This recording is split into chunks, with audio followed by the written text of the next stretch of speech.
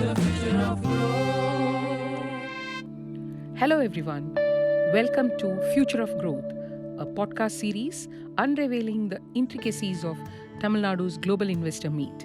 I'm your host, and today we are diving into the fascinating realm of advanced manufacturing, a pivotal force in shaping emerging economies. I am thrilled to introduce our distinguished guest for today's episode, Mr. Kyriakos Triantafyllidis, Head of Growth and Strategy at the Center for Advanced Manufacturing and Supply Chains, World Economic Forum. With over a decade of experience, Mr. Kyriakos is at the forefront of connecting industries and driving growth in the ever-evolving landscape of advanced manufacturing. In this episode, we'll explore the transformative power of advanced manufacturing in emerging economies and its significance on a global scale. As Tamil Nadu gears up for the monumental Tamil Nadu Global Investor Meet 2024, Mr. Kyriakos will share insights into the trends, challenges, and opportunities that lie ahead, offering a unique perspective on the role of technology in reshaping industrial landscape. Listeners, please do note that this episode has been recorded online, and please do bear with us if there are any limitation in the quality of audio. Hello, sir, and welcome to this special podcast series on Global Investors Meet 2024. And in today's episode, we are going to talk to you about advanced manufacturing in emerging economies. Thank you very much. And I would like to start, first of all, by thanking you for your kind invitation. And of course, I would like to send my best wishes for a very successful Global Investors Meet in January 2024. So, with your extensive background in strategy and growth, how do you foresee the evolution of advanced manufacturing in shaping the future of global supply chains and economies? So to answer to your first questions, I would say that the ongoing disruptions and developments from geopolitical conflicts to key component shortages and the need to address climate change have all highlighted the crucial importance of manufacturing for the health of the global economy and the well-being of societies. To use a metaphor, I could say that manufacturing and supply chains are the heart and blood of industrial societies. So we need them healthy and resilient to tackle the challenges we face today, including poverty and the climate crisis. What is evident, I would say, is that the rapid evolution of advanced manufacturing technologies, such as artificial intelligence, robotics, and 3D printing, is reshaping manufacturing.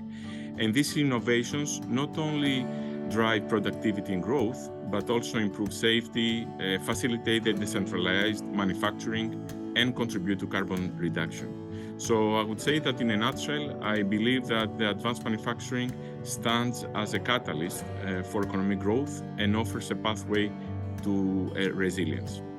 So, in your current role at the Center for Advanced Manufacturing and Supply Chains, how do you explore to encourage cross-sectoral collaboration and innovation in the realm of advanced manufacturing? Cross-industry collaboration, and I would say more broadly even collaboration in general, collaboration between public and private, is crucial to ensure that countries and industries optimize the advantages offered by advanced manufacturing. For example, let's focus on sustainability, which is one of the top topics in the past few years. To achieve net zero emissions by 2050 or sooner, as we all hope, industries must tackle not only Scope 1 and Scope 3, 2, but also Scope 3 emissions, meaning emissions within the value chains. And this has to be done at a much faster pace. Here I want to note something very important is that Scope 3 emissions account for more than 70% of industry's greenhouse gas emissions.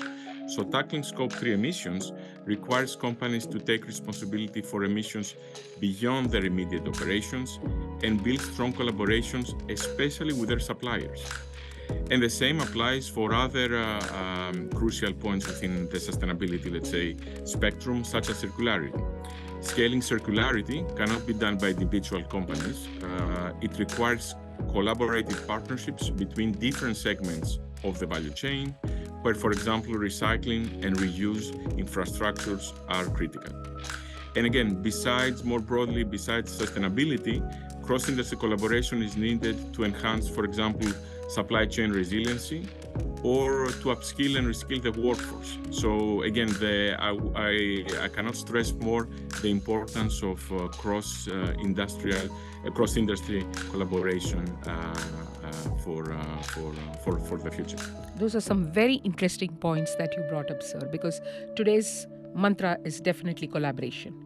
As a speaker on the fourth industrial revolution and the digital economy, what trends do you observe in advanced manufacturing that have the potential to revolutionize industries in the coming years?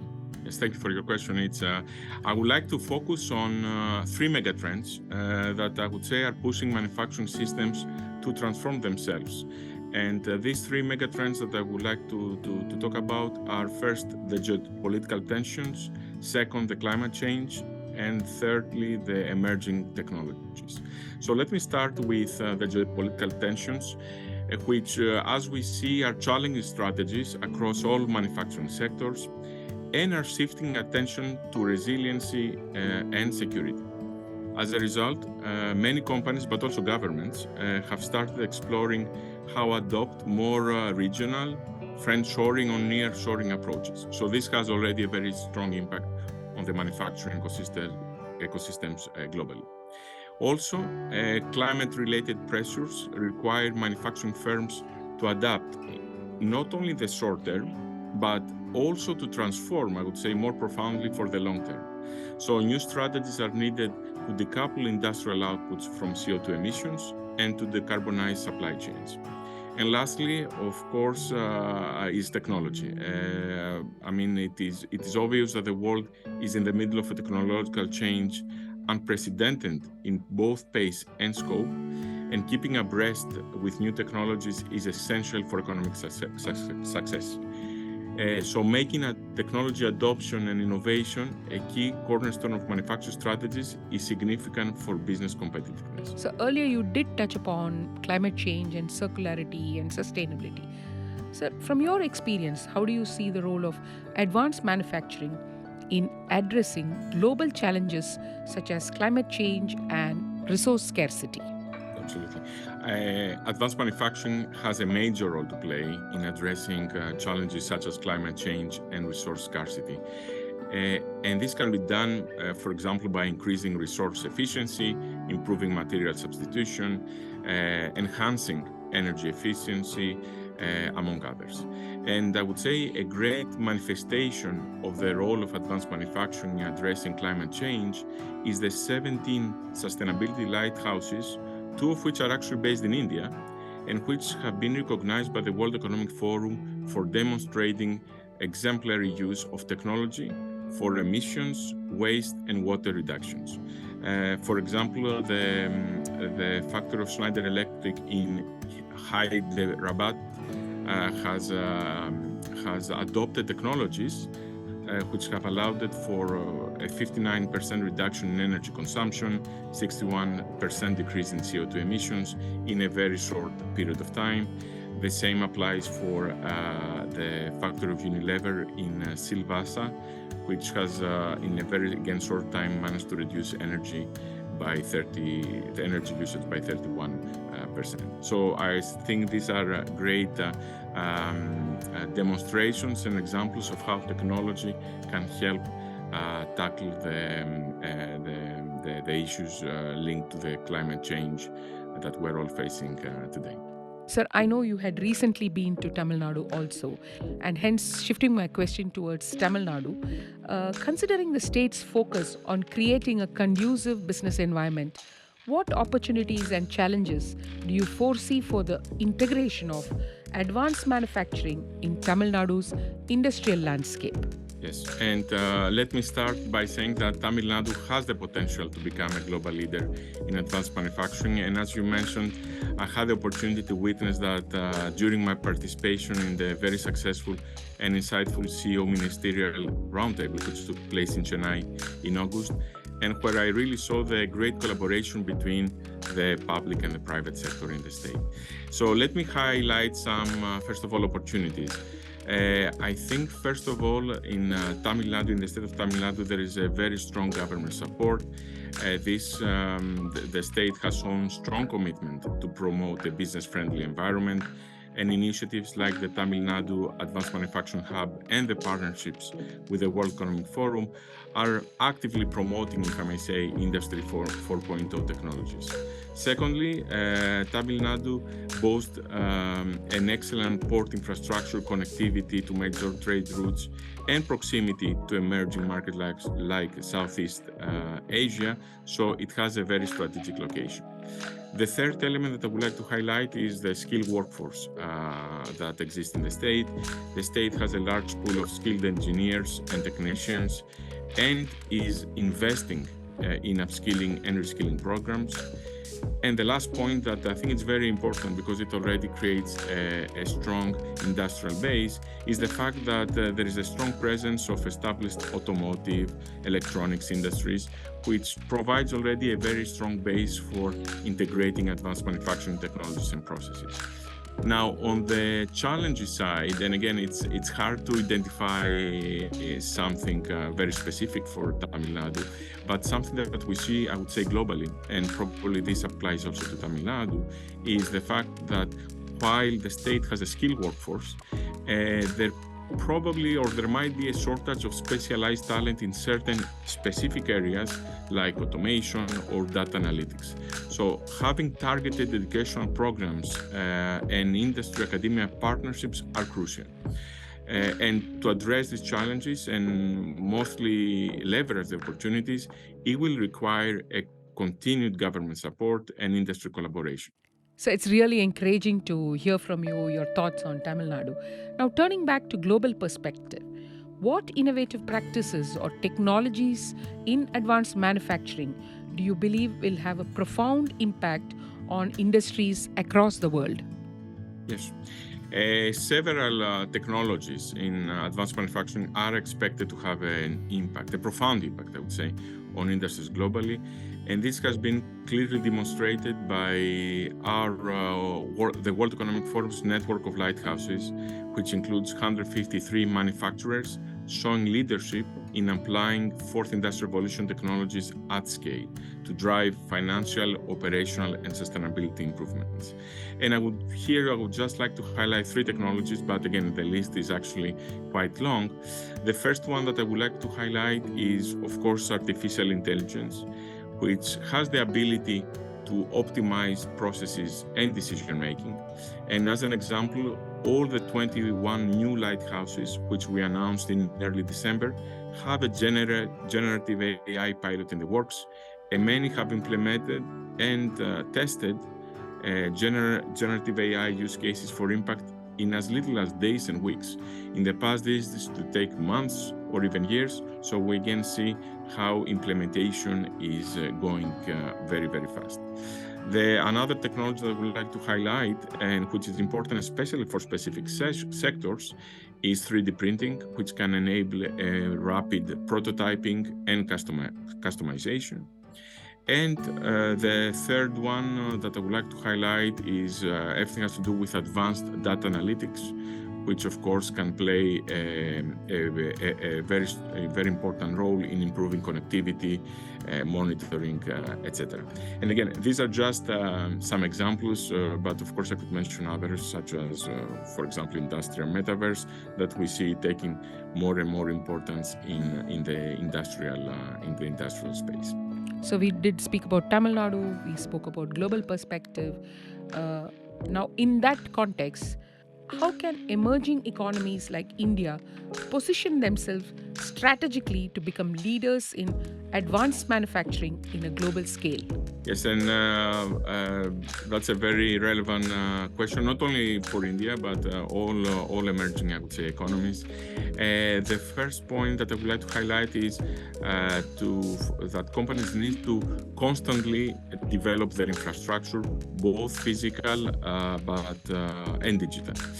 The second point is the investment in talent innovation, and this can be done, of course, in partnership with universities and research institutions. The third element could be the fostering a collaborative ecosystem, and this is something that we discussed even earlier. And this can be done, for example, by creating industrial clusters with shared infrastructure or knowledge exchange platforms. Another extremely important point, which also requires the support of the government, is how to streamline business environment by implementing, efficient regulations, reducing bureaucracy, for example, and provide a long-term policy that is quite stable, I would say, related to industrial strategies. And lastly, and this becomes more and more important, and I think this will be a key element for the success of emerging countries, is how to embrace sustainable practices. I mean, in the future, we see that already, but I think in the future will become even more important. Companies will be prioritizing will prioritizing countries and industries and companies that have embraced environmental friendly technologies, green production processes, and circularity.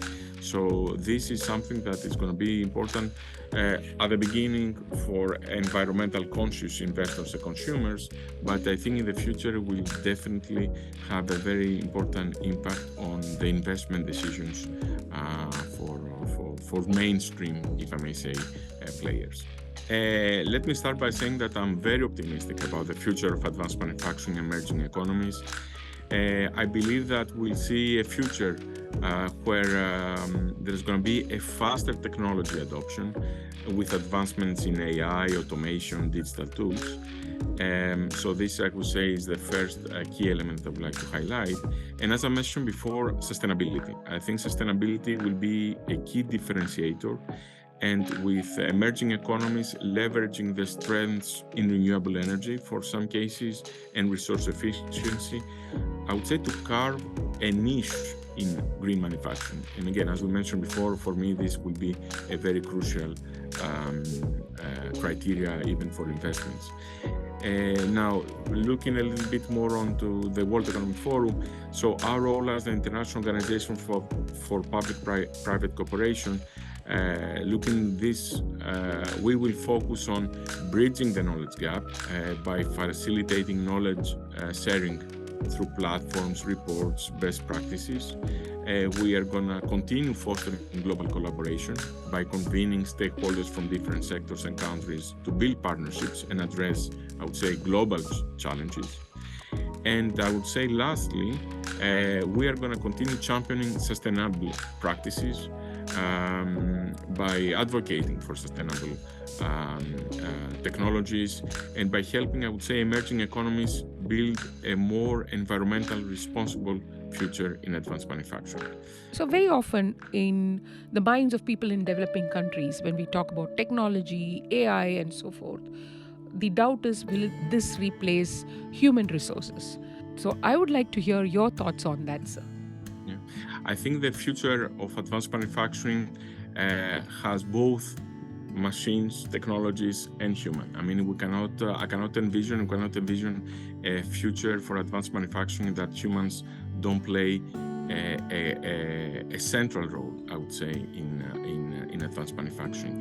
What will happen, and this is something that we'll be looking, it's the reskilling, upskilling revolution that we've been seeing in the workforce in manufacturing. And with, again, more people, even in the floor shop, embracing the new technologies. So to be totally honest, the only thing that I would like to say is that, again, humans will remain a central part of the advanced manufacturing future. So it's very reassuring to hear from you that there is no replacement for human resources. So as we come to an end of this podcast, I always ask subject matter experts, is there something you would like to share that we haven't covered? No, the only thing that I would like to say, again, I'm very optimistic, and this also comes again from the fact that I had a chance also to be in Tamil Nadu a few months ago. I'm really optimistic about the future of advanced manufacturing in India and specifically in Tamil Nadu. And this actually is the main reason for that, besides everything else that I've mentioned before, is the fact that I saw a very strong collaboration and partnership between the public and the private sector. And this is a key element in order to have a successful future in the advanced manufacturing space. So this is the final words that I would like to say. And again, I would like to wish a very successful Global Investors Meet in 2024. So thank you very much for joining us on this special podcast series. It has been an absolute honor to have had this session with you, and I hope our listeners also enjoy the conversation we had. Thank you, everyone. We hope you found this conversation valuable and gain new perspectives on the industry and its future. Stay tuned for more engaging discussion with industry leaders. So until next time, this is Yarni signing off on Future of Growth. The future of growth.